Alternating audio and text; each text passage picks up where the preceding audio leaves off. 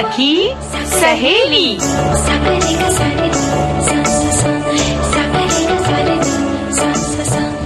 सखी सहेली कार्यक्रम सुनने वाली हमारी सभी सखियों और सखाओं को मंदाकिनी जोशी का प्यार भरा नमस्कार। हाँ, नमस्ते नमस्ते मंदाकिनी जी। सभी श्रोताओं को, सखियों और सखाओं को नमस्ते। जरा मैं जा रही हूँ अरे मुझे लड्डू बनाना है। ममता जी, कल मकर संक्रांति, आज लोहड़ी है। आज मुझे बहुत सारी तैयारी करनी है। ममता जी, मंदाकिनी जी, आपने कौन सी सुपर फास्ट ट्रेन पकड़ रखी है? हाँ? अरे इतने सारे मुझे काम करने हैं और आप मुझे बोलने नहीं दे रही। आप मेरी बात तो सुनिए, आप मेरी बात ही नहीं सुन रही हैं। सखी सहेली कौन करेगा? आपको काम करने हैं, मैं आपकी मदद करवा दूंगी। आपको लड्डू बनाने हैं, आपको अलाव जलाना है, आपको पतंग उड़ानी है, सब कुछ करना है। मैं आपका साथ कर उड़ाने की तैयारी करनी है। हाँ, तो मांझा और लटाई मैं ले आऊंगी। लटाई आपके लिए मैं पकड़ लूंगी। सखी सहेली तो ऐसा मंच है कि तो फिर सब कुछ संभव है। सखियां जुड़ जाएंगी। हाँ, पतंग बनाने की विधि भी बताएंगी। मांझा कौन सा तैयार करती है, वो भी बता देंगी। मांझे से उंगली कटी थी बचपन, वो भी बताएंगी। और ये भी बताएंगी कि कौन से लड्डू उनके घर में बनते हैं। और आज तो आपको तिल और चावल और गुड़ जो है, मूंगफली भी देकर जाएंगी। वो सखियां आपके लिए भेजने आने वाली हैं। और एक चीज और, उनके प्रदेश में, उनके शहर में कौन सा व्यंजन बनता है लोहड़ी पर, क्योंकि आज लोहड़ी है। तो चलिए फिर लोहड़ी की ढेर सारी शुभकामनाएं हम अपने सभी सखियों और सखाओं को देते हैं। थैंक गॉड श्रोताओं, ममता जी रुक गई है, वरना मुश्किल हो जाता। ये सखी सहेली में आज मेरा साथ कौन देता? मंदाकिनी, देखिए सच कहें तो सखी सहेली को छोड़कर कहीं भी जाने का दिल करता नहीं है। हाँ। लेकिन हुआ क्या कि इतना सारा काम सिर पर आ गया ना, तो फिर लगा कि पहले सारे काम निपटा लूं। फिर घड़ी की ओर देखा तो फिर लगा कि सारे काम छोड़कर पहले सखी सहेली और उसके बाद सारे काम। और हम आपकी मदद करेंगे ना, और साथ में खाएंगे भी जो आपने व्यंजन बनाए हैं। आपकी मदद कर रहे हैं। और वो ये कि आज क्या क्या विषय हैं, जिन विषयों पर हमारी सखियों और सखाओं को अपनी टिप्पणियां भेजनी है। बिल्कुल, देखिए आज का विषय जो है बहुत महत्वपूर्ण है। आज के जितने भी विषय हैं, एक तो है कि विनाश के कगार पर बढ़ती हमारी धरती। बताइए एक बात हमें बताइए कि हम समंदर के किनारे घूमने जाते हैं, नदियों के किनारे घूमने जाते हैं। कभी इस बात पर ख्याल आया कि कभी अचानक नदी में बाढ़ आ जाती है, कभी नदी में सूखा पड़ जाता है, यहाँ तक कि समंदर में भी पानी बढ़ रहा है। इस पर कभी गौर किया है? और लोग कहते हैं कि अब एक दिन ऐसा आएगा कि समंदर में इतना पानी बढ़ जाएगा कि तटीय इलाके पूरे डूब जाएंगे। तो ये जो जलवायु का जो परिवर्तन है, पर्यावरण का असंतुलन है, इसके जिम्मेदार कहीं हम ही तो नहीं? इस पर ही गौर करना है आज। ग्लोबल जो वार्मिंग है, बिल्कुल। तो इस पर भी तो धरती कैसे बचाएं, ये इस पर बात करेंगे बिल्कुल। और इसके अलावा क्या करेंगे, आज लोहड़ी पर तो बात करनी ही है कि लोहड़ी आप कैसे मनाएंगे। नई फसल जो हमारे किसान जो काटते हैं आज के दिन, उसके बारे में वो हमें बताएंगे। और आज सखी विशेष होगा मनु भाकर पर। और क्या होगा? और भोगी लोहड़ी के विशेष व्यंजन, मतलब भोगी लोहड़ी के जो खास व्यंजन होते हैं उसके बारे में हमारे श्रोताओं की क्या जानकारी है और कैसे बनता है। जैसे कि हम बताते हैं कि महाराष्ट्र में खास तौर से आज बाजरे की रोटी बनाई जाती है और मूंग की दाल की खिचड़ी बनती है।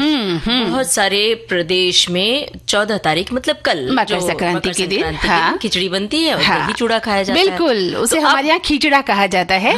और इसमें हम कभी तो चावल का खिचड़ा बनाते हैं या फिर बाजरे का खिचड़ा बनाया जाता है। अब हम आपको रोक रहे हैं। अब चलिए बचपन के संसार में चलते हैं। चलिए पतंग उड़ाते हैं, है ना?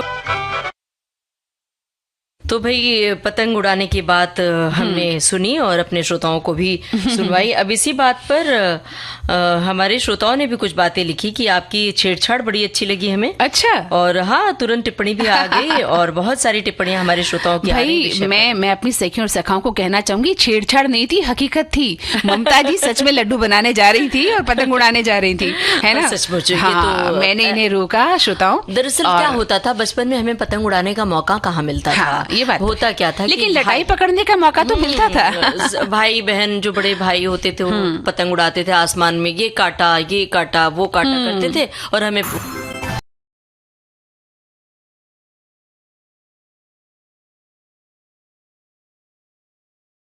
सब छोटी छोटी बातें हैं जो आपको जिंदगी से जोड़ती हैं। लेकिन यहाँ मैं एक बात कहना चाहूंगी ममता जी, पतंग की जब बात चली है तो अभी राजस्थान में भी और भी शहरों में कल मकर संक्रांति को बहुत ज्यादा पतंग उड़ाई जाती है। तो ऐसी स्थिति में एक अपील जारी की जाती है कि भाई पतंग का जो मांझा है वो आप सादा मांझा रखें, क्योंकि वो जब आप उड़ाते हैं तो उससे जो है हमारे निर्दोष पशु पक्षी जो है उनकी गर्दन कट जाती है। या हम आम जन जाते हैं, अचानक से धागा आता है। मैं आपको अपनी एक आज से 10 साल पुरानी बात बताना चाहूंगी कि मैं कहीं से आ रही थी और अचानक मांझा मेरे गले से सर करता निकला और मेरा गला पूरा यहाँ से लहूलुहान हो गया।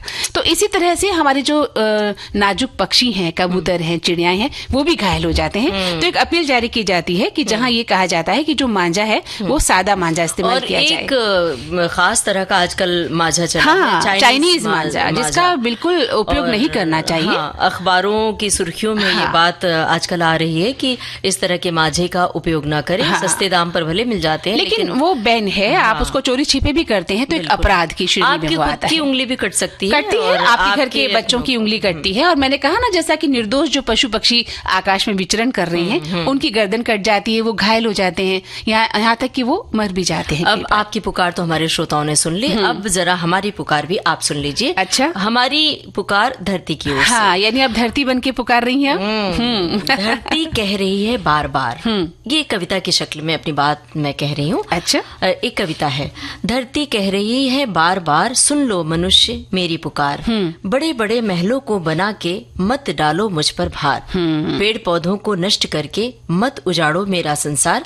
मैं रूठी तो जग रूठा, मैं रूठी तो जग रूठा, अगर मेरे सब्र का बांध टूटा। बिल्कुल नहीं बचेगा कोई, कभी बाढ़ तो कभी सूखा, और भूकंप जैसी आपदा सहते जाओगे, बच नहीं पाओगे। धरती की बस यही पुकार, मत उजाड़ो मेरा संसार। ये किसी अनाम कवि की कविता आपने पढ़ी। बहुत ही सुंदर कविता थी और बहुत महत्वपूर्ण कविता थी ये। तभी तो कहा गया है ना कि धरती है जीवन का आधार और आओ करें इससे बेहद प्यार। और ममता जी, वैज्ञानिकों का तो ये भी मत है कि जो वातावरण में फैले प्रदूषण के कारण धरती का जो अस्तित्व है वो खतरे में पड़ गया है ना। तो धरती विनाश के कगार पर है, ऐसा कहा जा रहा है। और धरती पर जैव भौतिकी प्रणालियां अस्थिर हो रही हैं और ये अपरिवर्तनीय रूप से बदल भी सकती हैं, ऐसी खोज की गई है। सही कह रही हैं मंदाकिनी जी।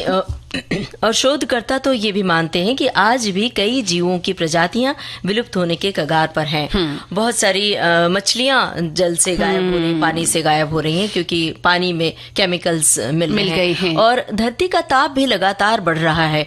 अगर ये प्रक्रिया जारी रही तो हो सकता है कि धरती पर बहुत उथल पुथल हो जाए। और ये भी कहते हैं कि आज से 260 मिलियन यानी लगभग 26 करोड़ साल पहले धरती को सामूहिक विनाश झेलना पड़ा था। अच्छा, इस दौरान पूरी पृथ्वी जीव जंतुओं से विहीन हो गई थी। तो कहीं ऐसा न हो कि धरती फिर से हमें ये नजारा देखने को मिले, बिल्कुल एक विनाश हो। तो आधी शताब्दी में ही ऐसा भी कहा जाता है कि पृथ्वी के अंधाधुंध दोहन के कारण पारिस्थितिकी तंत्र का 2/3 हिस्सा नष्ट होने की कगार पर है।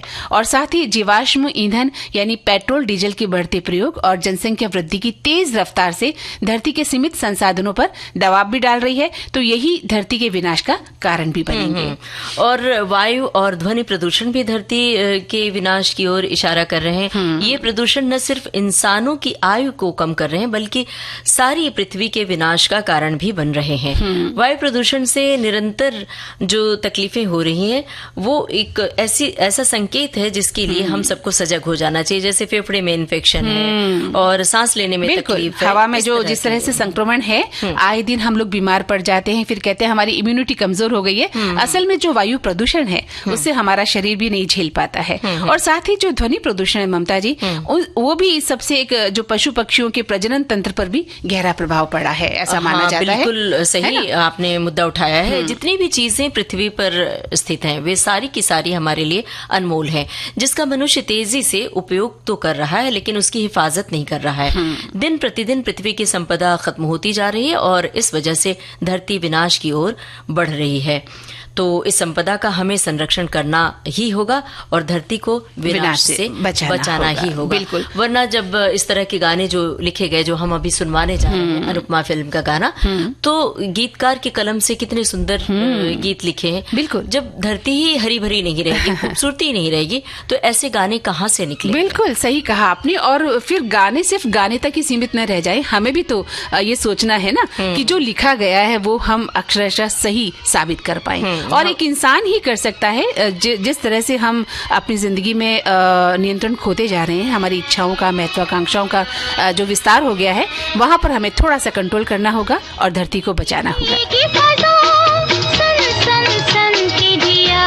हो रहा है। और जब पर्यावरण का असंतुलन होगा तो फिर निश्चित रूप से धरती को नुकसान पहुंचेगा। और अगर धरती को नुकसान पहुंचेगा तो फिर मान के चलिए कि जैसे हम आज लोहड़ी पर्व मना रहे हैं, कल मकर संक्रांति मनाएंगे, परसों कोई और पर्व मनाएंगे, तो किस तरह से हम मनाएंगे जब धरती के क्षति से ही हम उबर नहीं पाएंगे, हम दुनिया में रहेंगे ही नहीं। देखिए मंदाकिनी जी, ये हमारी ही समस्या नहीं है, अपने देश की समस्या नहीं है, पूरे विश्व की समस्या हो गई। कभी घर बनाने के बहाने, कभी कारखानों के नाम पर, कभी सड़क निर्माण के बहाने, कभी विकास के दूसरे आकर्षण के बहाने हम जीवन देने वाले बहुत सारे असंख्य पेड़ों का निर्मम विनाश करते हैं और निर्मम कटाई करते जा रहे हैं। इस वजह से भी पर्यावरण का असंतुलन हो रहा है। बिल्कुल सही कहा आपने। और देखिए ना, वनों के विनाश से लाखों जंगली जानवर बेघर होकर मौत को मजबूरन गले लगाते हैं और खूंखार शिकारियों की जद में आ जाते हैं। पर हमें कोई फर्क नहीं पड़ता, क्योंकि हमारा घर और हमारी जिंदगी, हमारे लोग, हमारे घर के लोग सुरक्षित हैं, तो हम अपनी जिंदगी मौज मस्ती में गुजार रहे हैं। होता क्या है कि खाद, कीटनाशक और तरह तरह के यंत्र बनाने वाले जो बहुत सारी मशीनें होती हैं, इस कारण भी पर्यावरण का असंतुलन होता है। आपको याद होगा कि पहले जो खेती की प्रक्रिया थी, ठीक है कि हम आगे बढ़ रहे हैं तकनीकी दृष्टि से, लेकिन गाय बैल के जरिए जुताई होती थी, और जिसके गांव में, घर में गाय और बैल की संख्या ज्यादा होती थी, वो बहुत समृद्ध माना जाता था। लेकिन अभी गाय तो फिर भी लोगों के घरों में है, बैलों की संख्या बहुत कम होती जा रही है, जिससे जुताई बुआई होती थी। सारा कुछ मशीन, आधुनिक साधन आ गए हैं, और सब कुछ केमिकल के जरिए, खादों के जरिए ज्यादा से ज्यादा फसल पैदा हो, इसलिए ज्यादा से ज्यादा कीटनाशक का प्रयोग किया जाता है। बिल्कुल। तो वो जो लालच, एक लालच भी हमें, जो लालच है ना, वो हमें जकड़ रहा है कि हम कम उसमें ज्यादा किस तरह से आमदनी कर सकते हैं, और उसके लिए हम एक तरह से कहते हैं ना कि विषैली चीजों का भी उसमें छिड़काव कर देते हैं, और आगे चलकर देखने में आता है कि आम आदमी जब उसका खाद्य पदार्थ को खाता है तो बीमार पड़ते हैं। आजकल हमारी इम्यूनिटी कहाँ इतनी मजबूत है ना, जो पहले हुआ करती थी, क्योंकि पहले का खाना शुद्ध हुआ करता था।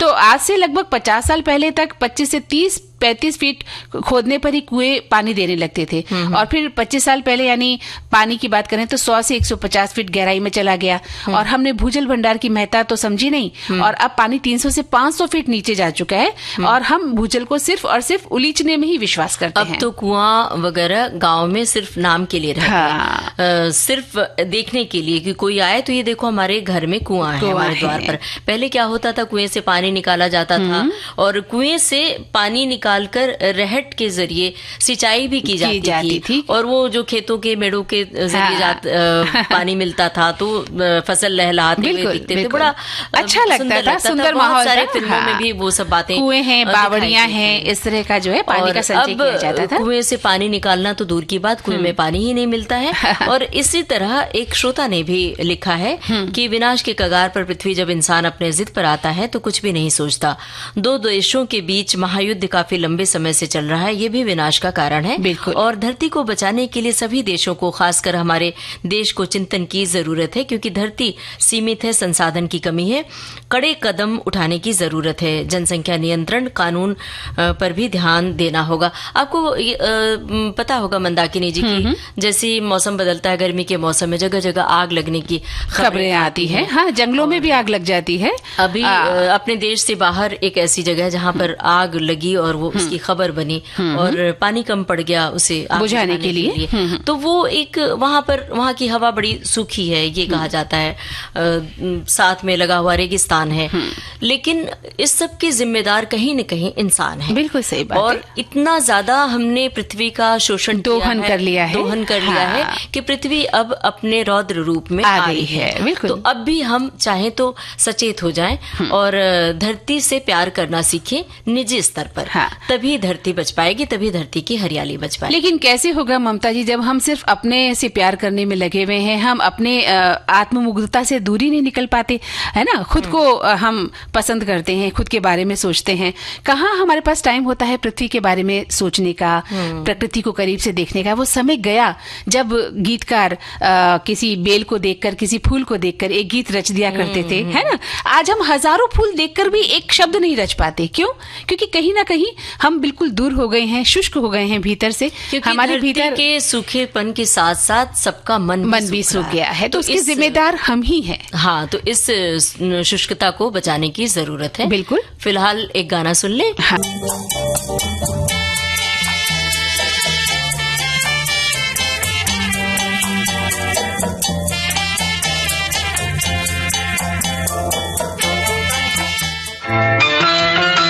विविध भारती पर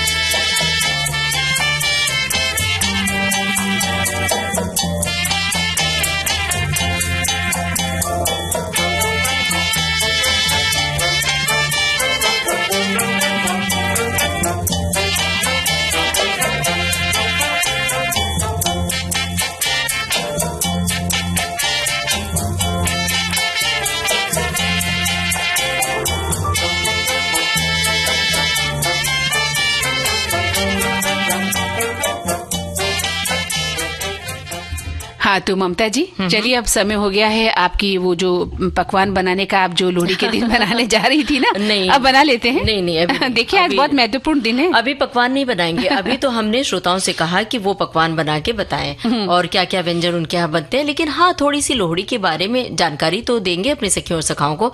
वैसे आज फसल की कटाई और बुआई की खुशी में मनाया जाता है आज का त्योहार लोहड़ी। लोहड़ी उत्तर भारत का एक बहुत ही प्रसिद्ध त्योहार है, ये हमारे श्रोता जानते हैं। बिल्कुल। मकर संक्रांति के एक दिन पहले से मनाते हैं। आज के दिन विशेष पकवान बनाते हैं, गजक, रेवड़ी, मूंगफली, तिल गुड़ के लड्डू, मक्के की रोटी, सरसों का साग वगैरह वगैरह। लेकिन क्या क्या बनाते हैं वो तो हमारे श्रोता बताएंगे। तभी श्रोता बताने वाले हैं, थोड़ी ही देर में आप पढ़ेंगी। और मुझे लगता है कि आज आप भी गजक, रेवड़ी, मूंगफली और तिल के लड्डू लेकर आई थी मेरे लिए। अरे हाँ, लेकर तो आई थी, लेकिन आपने तो हमें रोक दिया ना। क्यों? नहीं जाओ मत, सखी सहेली करना याद दिला दिया। सखी सहेली के बाद हम उसका सेवन कर पाएंगे तो ना। हम सखी सहेली थोड़ी ना हम छोड़ने वाले थे। ये बात सही है। हमें याद रहता है, सखी सहेली तो हमें हर वक्त हमारे याद रहता है जी। हम तो बस आपके लिए गजक, तिल के लड्डू वो लेने जा रही थी जी, लेकिन आपने हमें बोलने ही नहीं दिया। कोई बात नहीं, कोई बात नहीं। इस कार्यक्रम के बाद में हम वो तिल और लड्डू का सेवन कर लेंगे, है ना सखियों। और देखिए ममता जी, हम बात कर रहे हैं आज लोहड़ी की। तो उत्तर भारत का ये लोकप्रिय त्योहार है और सर्दियों के अंत और लंबे दिनों की शुरुआत का भी प्रतीक है आज का ये त्योहार। और आपने बताया भी था कि ये कृषि से ही संबंधित है और पंजाब में कटाई के मौसम का भी प्रतीक माना जाता है। तो हर साल पौष के महीने में आमतौर पर 13 जनवरी यानी आज के दिन विशेष रूप से पंजाब के लोगों द्वारा बहुत ही धूमधाम से इसे मनाया जाता है। और लोहड़ी या लाल लोई के नाम से भी इसे कहा जाता है।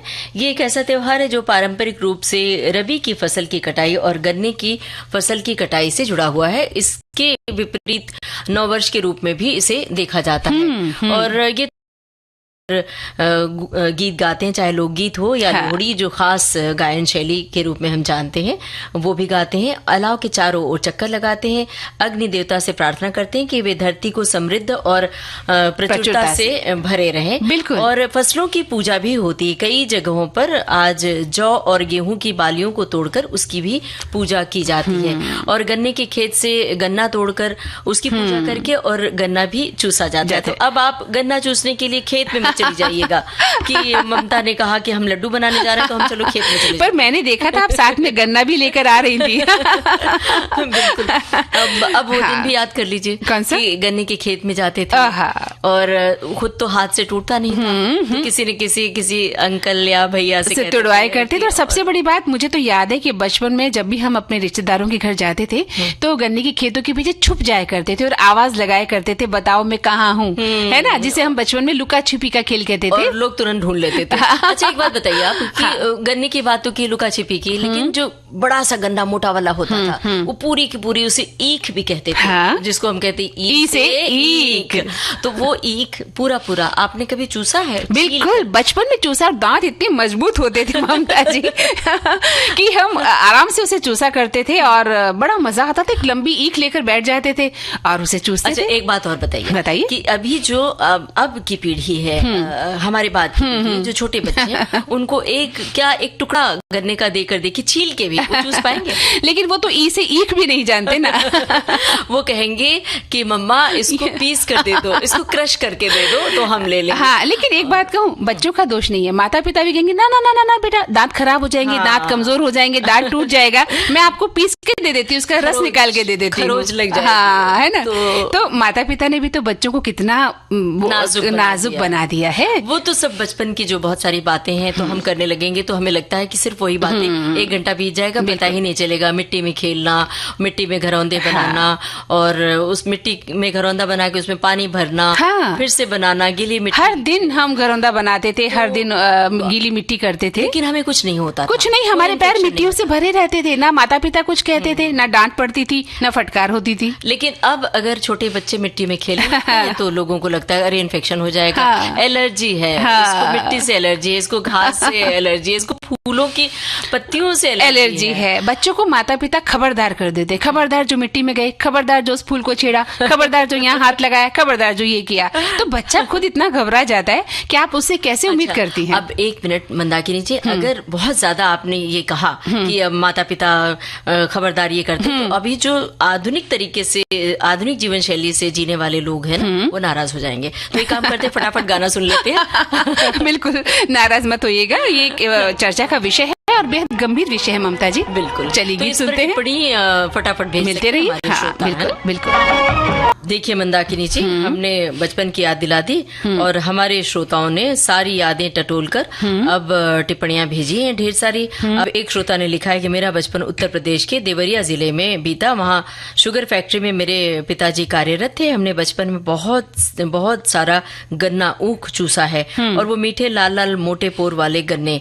और आज इस गाना चूसने की बात पर सारा बचपन हमें याद आ गया, गन्ना चूसने की बात पर। बिल्कुल बिल्कुल सही बात है। अगर जब हम बचपन को खंगालते हैं ना, तो न जाने कितनी बातें जो है वो गर्भ में छुपी हुई बाहर आ जाती हैं, और फिर लगता है कि अरे हमने बचपन जी लिया। जैसे आज हमने बचपन जी भी तो लिया ना ममता जी, है ना। तो आपने याद भी दिला दिया कि ई से ईख होता है, वो बचपन याद दिला दिया। अब बात लोहड़ी की चल रही थी ना, तो लोहड़ी को कितने तरीके से लोग मनाते हैं। दरअसल फसलों की कटाई और बुआई तो होती है, अब हर प्रदेश में अलग अलग तरीके से लोग मनाते हैं। आपको पता है असम में फसल जब कट जाती है तो लोगों के घर अनाजों से इस मौसम में भर जाते हैं, तो ऐसे में वहां पर भोगाली बिहू का पर्व मनाया जाता है। हाँ, बिल्कुल। और इसके लिए गांव के लोग मिलकर अपने खेतों में खूबसूरत घर बनाते हैं और इसे भेला घर कहते हैं वो लोग। और इन भेला घरों को फसल कटाई के बाद बची फसलों की ठूंठ से इसे बनाया जाता है और फिर 2 दिन तक यहाँ पर जश्न मनाया जाता है। बिल्कुल। और भोगाली बिहू का जो पहला दिन होता है ममता जी, वहाँ लोग भेला घर में तरह तरह के पकवान बनाते हैं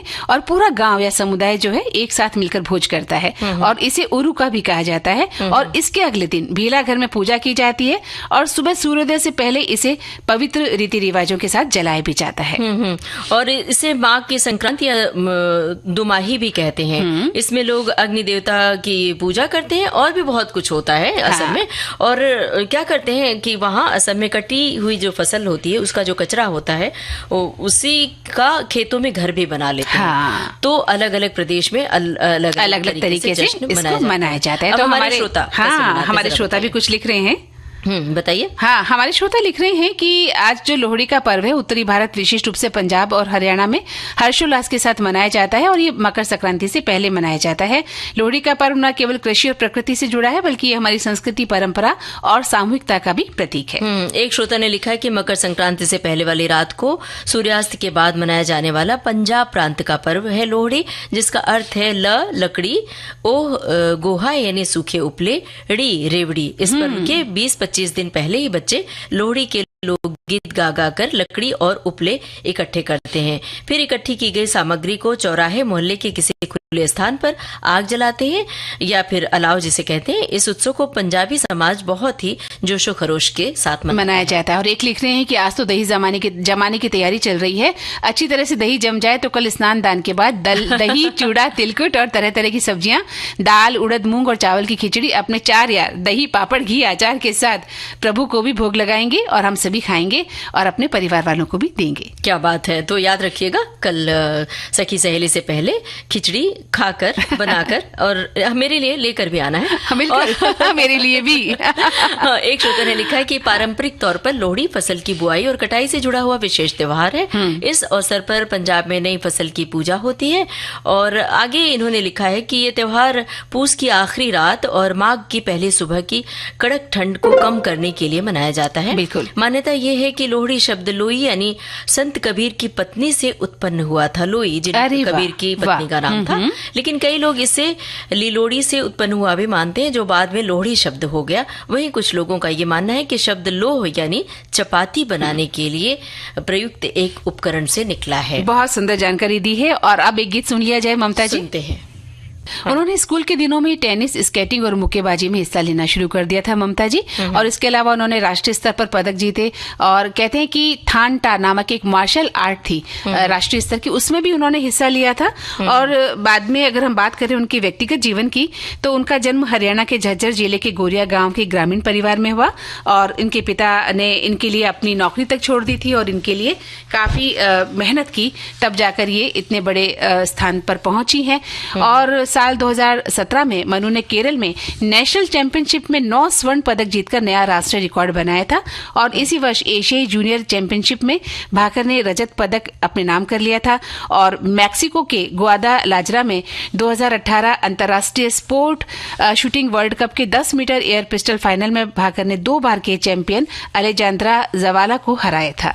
तो इस प्रकार से वो इस जीत से जो है वर्ल्ड कप में स्वर्ण पदक जीतने वाली सबसे कम उम्र की वो भारतीय भी बन गई। उन्होंने टोक्यो 2020 में ओलंपिक में डेब्यू किया था, लेकिन 10 मीटर एयर पिस्टल के क्वालिफिकेशन के दौरान उनकी पिस्टल खराब हो गई थी, तो इस वजह से उन्हें पदक नहीं मिला था। लेकिन वे हारी नहीं, आगे बढ़ती रही और 10 मीटर पिस्टल और 25 मीटर पिस्टल स्पर्धा में भी वो पदक हासिल करने से उस समय चूक गई थी।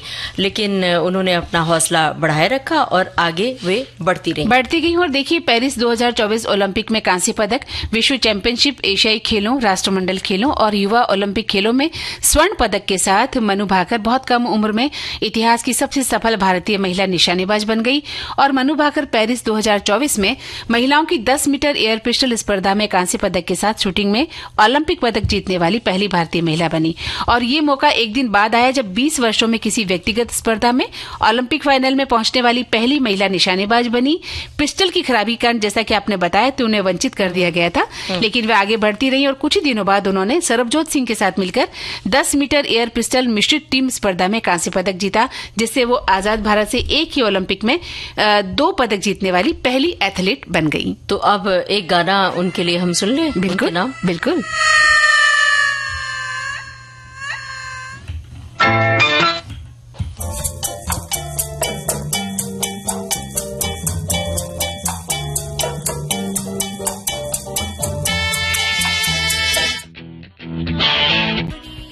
जी, तो ममता जी, हमारे जो भोगी व्यंजन है उसके बारे में श्रोताओं ने लिखना शुरू कर दिया है। आप लिख रही हैं कि भाई, स्नान ध्यान के पश्चात विभिन्न त्योहारों पर विशेष व्यंजन को ग्रहण करने का प्रचलन उदरपूर्ति हेतु नहीं बल्कि स्वास्थ्य के लिए भी प्रचलन में है। और इस दृष्टिकोण से स्नान ध्यान से उत्तर भारत में ऐसे अवसरों पर नदी तटों पर प्रतिवर्ष उचित प्रबंध किया जाता है। फिर इस वर्ष तो महाकुंभ का भी आयोजन किया जा रहा है और भोजन हेतु यहाँ समसामयिक व्यंजन मिलते हैं। वैसे यहाँ पर मकर संक्रांति के रूप में ये पर्व मनाया जाता है और व्यंजनों व्यंजनों में स्वादिष्ट खिचड़ी, जिसे हम खिचड़ा कहते हैं, पकाया जाता है, जिसमें उड़द दाल का प्रयोग होता है। तिलवा पट्टी के रूप में गुड़, तिल, मूंगफली के व्यंजन भी उसमें शामिल होते हैं। एक श्रोता ने इसी तरह लिखा है कि महाराष्ट्र में भोगी के दिन असली घी डालकर बनी मूंग की दाल की खिचड़ी बनाई जाती है और मक्खन से सजी बाजरे की भाकरी बनती है, बैगन का भरता और लेकुर वाली भाजी बनाई जाती है, यानी वाल पापड़ी, और मटर, तुअर के हरे दाने, तुअर यानी जो अरहर की दाल, बैगन और चंदन बटवा, गाजर वगैरह वगैरह अनेक सब्जियां डालकर बनाई सब्जी, तिल की चटनी और दही। ऐसा भोजन बनाते हैं जो जाड़ों के मौसम में सेहत के लिए बहुत ही अच्छा होता है। और संक्रांति के दिन खास गुलाची पोली, मतलब ये शायद पूरन पोली के लिए कहा जाता है, गुड़ की रोटी जिसे असली घी के साथ पूरन पोली कहते हैं यहाँ पर महाराष्ट्र में, वो बनता है। और महाराष्ट्र में पूरन पोली अक्सर ज्यादातर त्योहारों पर मनाई जाती है। और ममता जी, इन्होंने आपको और मेरे को बुलाया भी है, देखिए आइए आप दोनों भी स्वाद के लिए। तो इस समय क्या करें, इस समय गाने के साथ चले? बिल्कुल चलते हैं उनके रेडियो सेट तक।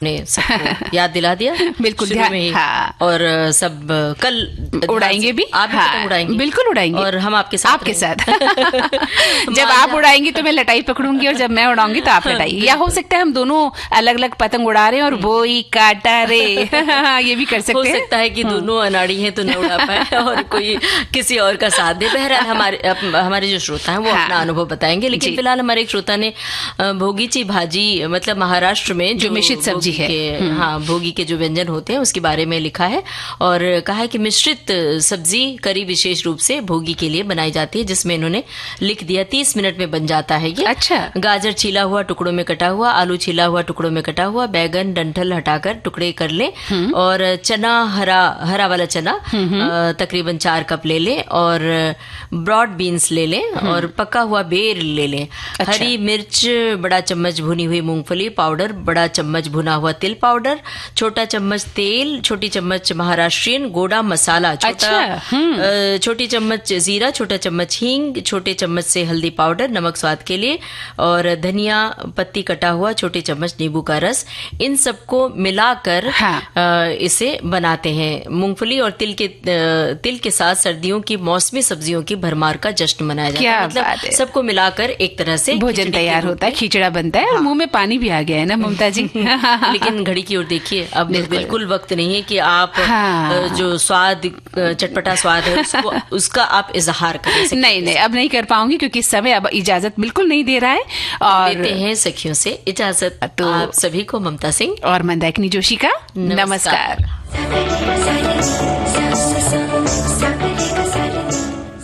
सखी सहेली कार्यक्रम के प्रोड्यूसर अनुश्री पाठक।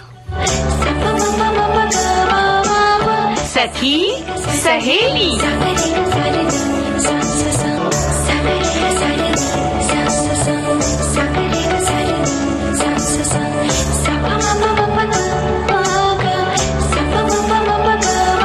सखी सहेली।